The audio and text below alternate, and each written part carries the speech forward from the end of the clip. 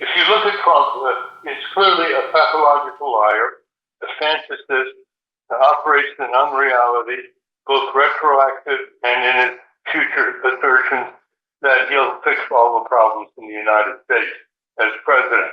He's unstable in the sense that he's made statements seriously saying that nobody knows more about technology than I do.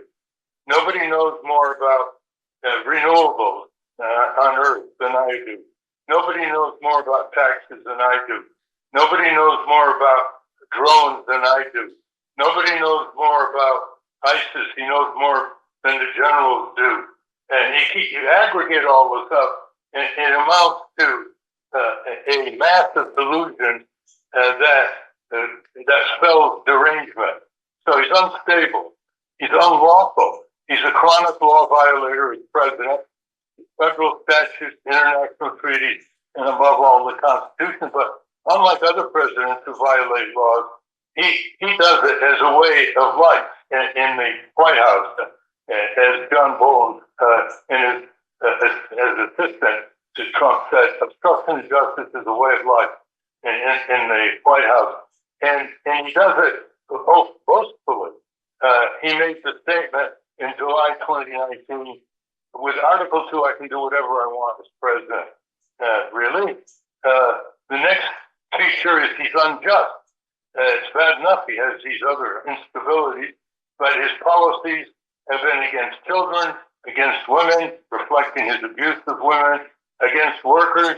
He's frozen the minimum wage, and he said in 2016 he thought American workers were overpaid. Terrible on climate, terrible on public lands, terrible on corporate crime, and anti-consumer protection, and so forth, and anti-union. And you want to ask yourself, we have an unstable, unlawful, unjust candidate here, neck and neck with the opponent in the polls. And would he be fit to run any company? Would any company hire him to run a company?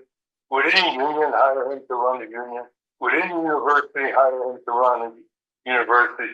Would any small business hire him to run? And yet he's right with his opponent for president. So remember all those things.